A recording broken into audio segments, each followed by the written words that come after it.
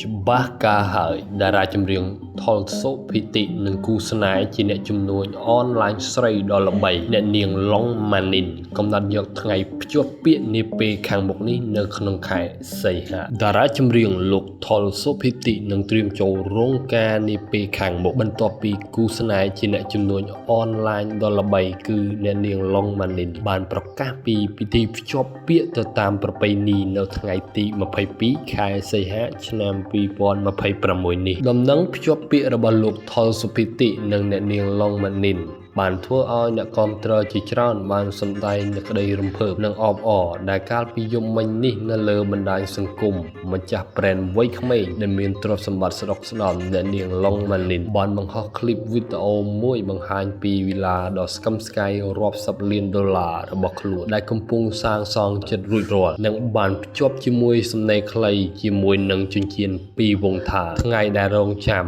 ថុលសុភិតិអ្វីកាន់តែច្បាស់ក្នុងវីដេអូនោះស្រីស្អាតឡុងម៉ានីនបានឲ្យដឹងថាពួកគេសម្រេចយកថ្ងៃទី22ខែ5ឆ្នាំ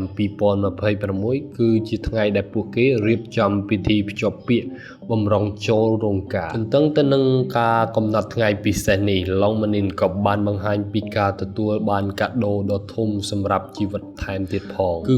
ផ្ទះវីឡាដ៏ធំស្កឹមស្កៃសង់ជិតរួចរាល់នេះឡុងម៉ានីនថាផ្ទះគឺជាកម្លាំងញើសឈាមរបស់ពួកយើងទាំងពីរជាមួយនឹងថុលសុភិតិជាមួយគ្នានោះដែរឡុងម៉ានីនក៏បានឲ្យដឹងថាក្នុងការជ្រើសរើសយកខែសីហាជាថ្ងៃភ្ជាប់ពាក្យនឹងឡើងភូមិគ្រឹះថ្មីនេះថាជាការពិតទៅខ្លួននឹងតារាចម្រៀងថុលសុភិតិបាននិយាយច្បាស់លាស់និងបើកបង្ហាញជាសាធារណៈនៅថ្ងៃទី22ខែសីហាឆ្នាំ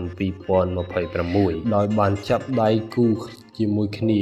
ដៃគូជីវិតដោយភាពស្មោះត្រង់និងខិតខំតស៊ូរកស៊ីនិងស្មោះស្ម័គ្រមិនក្បត់គ្នាមកដល់ពេលនេះទំនាក់ទំនងស្នេហានេះក៏រក្សាបានសន្យាបាន4ឆ្នាំនិងដឹកដៃគ្នាភ្ជាប់ពាក្យនៅថ្ងៃទី22ខែសីហាខាងមុខនេះ